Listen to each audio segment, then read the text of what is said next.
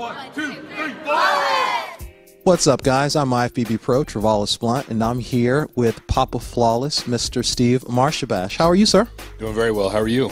Thank you. I'm well. Thank you for having us. I got to say, this is the coolest home gym I've ever seen. I appreciate it. We call it the House of Gains. Okay, I get that. You're going to give us a tour in a minute, yes? Yeah, definitely give you a tour. It's been a lot of my heart's been in this project of remodeling the house, remodeling the gym. It's a pretty cool place. I wanted everybody to be invited when they come in, and just a place where they feel positive as well. Now, the gym is amazing, but the house is also pretty spectacular. I didn't know you were a builder before? Mm-hmm. That's actually how I got into this, and I was a luxury home builder before and just built basically all custom homes, $1 million plus, and I just lost the passion for it, where it just became as an artistic form where I like to do stuff that hadn't been done before, and I like to put a little piece of myself into each home that I would build, and then I got into prepping, and I really just, once I sold the company, my construction company, I got into this and just kind of fell in love with it. Like, initially I was doing this as a hobby, and it was just something really passionate about. And it's turned into this lifestyle. And I never thought it would have turned into this. Never in a million years. I never would have thought I'd be sitting here today in my own home gym, doing this. It's just been an absolute blessing to be able to kind of get up every day and just be passionate about what you do. Now, that being said, your days are pretty busy. You write plans all throughout the day, yeah? All throughout the day, all throughout the night. I get the question is always asked, when do I sleep? What? It's like I said, I'm a coach first. Everybody expects me to be on stage a bunch of times a year, but I actually get more enjoyment and fulfillment out of seeing the athletes compete now. When I do it, it's just to say that I'm not only with you guys in prep. If you guys are doing fasted cardio, so am I. Right. So I walk the walk. And I think that's a big part of our success as a team. Is we're a team that is more or less a family as well. And I'm not going to do anything that I wouldn't put my athletes through either. And how large is the team these days? I keep it pretty selective. It's getting larger, but we just actually had to make some separations. We just kind of had to professionally let some clients go. Because it was in a different direction than what we wanted to go to. And I only want to cater to the best, and and it's not so much that I'm only catering to athletes, I'm catering to mindsets as well. I want to work with great people, And that being said, you take competitors and non-competitors, yes? Correct. Competitors and lifestyle clients, all ages. I've got clients that are as young as 16 and as old as about 70. Okay. So the range of my demographic, people are like, oh, what's your target demographic? And I'm like, well, it just depends. It's really about a target mind frame, really, So and I love it. I love to be able to see clients come in and they're older or they're younger or whatever, but get into that mentality of where they never thought they could actually get there. Just a lot like what this place was here for me. And you just had an athlete turn pro at Nationals this couple months ago, yes? Laura Norton. She had been kind of on that bubble for a little bit, back and forth, second, third place all last year. And I said, we're going to get it this time. We're going to get it. I'm feeling very confident, and we just came in with the best package we had, and now she's looking forward to a pro season of 2018. Now, the schedule's out. Have you guys had a chance to take a look and see where she might be debuting? We actually had a conversation the other day about it. So I'm going to keep that under wraps for now, but yeah, she will be appearing in 2018 on pro stage. All right, now what about you? Where will we'll see you on the stage again? Like I said, I'm a coach first. Kind of where the cards fall.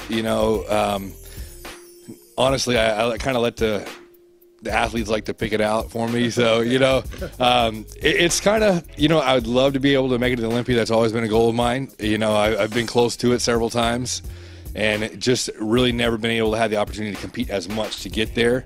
But like I said, I wouldn't trade what I do for anything. I absolutely love it. Things happen for a reason. Yeah, exactly. So if I get on stage once or 4 times this year, that's in God's hands. It's not mine.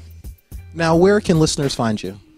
Well, listeners. I guess viewers, yeah. Do both. Instagram, we just put up a new website. We're going to start getting more videos catered to YouTube, things like that. So, especially with the gym now, it's finally kind of up and running.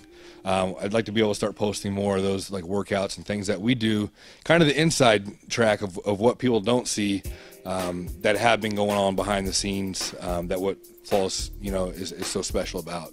Now, one thing I want to touch on, you're one of the first guys to kind of maybe jump up from physique and kind of look for a different division. What do you think about, the new classic division? And I love it. Absolutely love it. I wish this was around 5 years ago, 6 years ago, before I made the digression into men's physique, because I was one of the guys I was always fighting to get small enough. And now it's kind of, the guys have gotten a little larger in men's physique now. And, but like I said, I wouldn't trade the journey for anything. It allows me to be a little bit more versatile as a coach to say, I've lost the 60 pounds to get small enough to come into men's physique. That was that teetering point. It's like, okay, I'm 6 foot. However, I don't want to be 330 pounds to be, in the off season, Absolutely. And the men's physique had come out, and I was like, well, you know what? That's something new. I'll try it. Went pro there, and then classic came out. I said, I'd like to be a pioneer in this as well, and kind of just changed my mind frame, and really just it's more of a fit for me. And I like where it's going. I feel like you're getting a lot of quality athletes that are coming out of the woodworks now. So really spectacular physiques I'm seeing. Well, that's where I first became aware of you. You won the Dexter Jackson Classic in, 2011? Yes. Okay, yeah. Boy, you're dating me. Yeah, well, Yeah. no. These gray hairs are showing, aren't they? You're one of my hometown heroes. Well, I certainly appreciate it.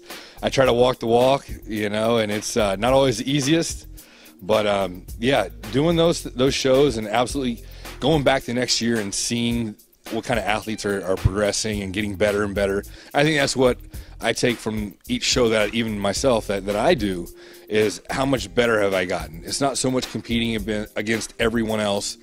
It's about how is my journey coming along? Like, what can I do?